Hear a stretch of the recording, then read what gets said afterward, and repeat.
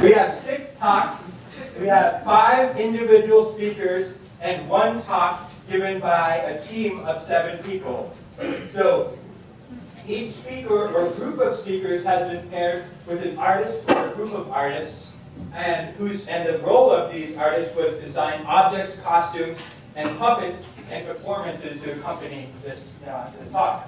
So, without further ado, I'd like to introduce to you the human microbiome and the gut-brain axis. So this is by Sherry L. Enenborn, PhD, Professor of Microbiology at Chatham University.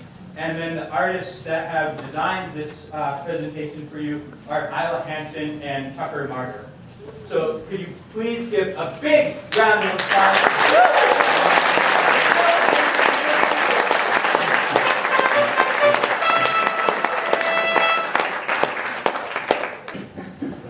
More than 250 years ago, a Dutch dry goods merchant named Anton van Leeuwenhoek looked through the very first microscope and saw what Dr. Seuss's elephant Horton heard, small life crying out, "We are here, we are here."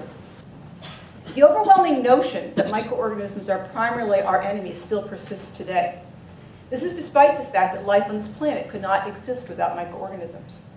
Life without microorganisms such as lactic acid bacteria and yeast would be much less tasty. There would be no bread, there would be no cheese, no wine, and no chocolate. Just the thought of this makes it hard for me to go forward. Although unseen, the mass of all microorganisms on Earth is greater than the mass of all the animals and plants.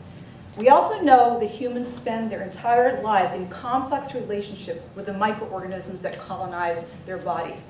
We'd easily call our bodies planet human. We are their world.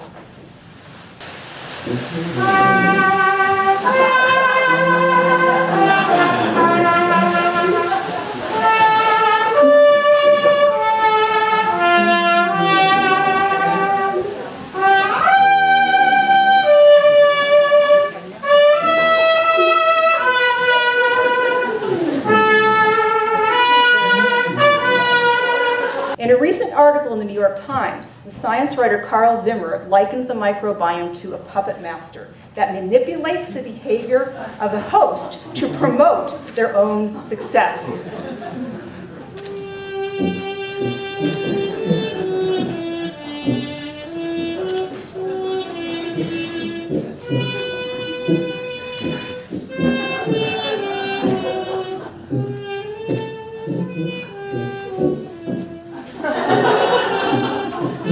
Microorganisms may send signals to the brain that cause the host to eat foods that the microorganisms, not necessarily the host, are craving.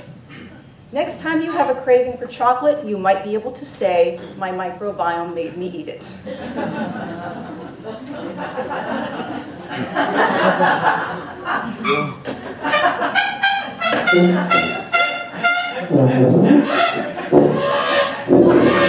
This understanding of the human microbiome has expanded treatment options that can sometimes seem unconventional. The first is probiotic pills, which contain live bacteria.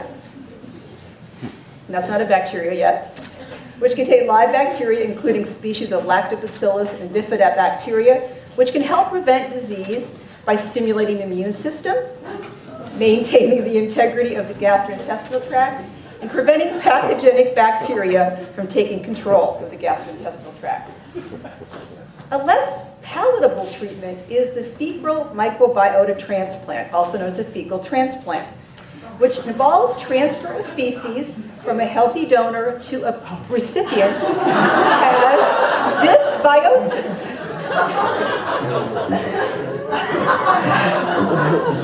Studies have shown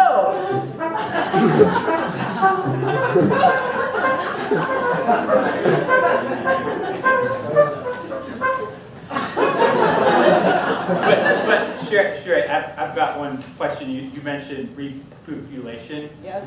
Are you being facetious? Okay, let's give it a round of applause.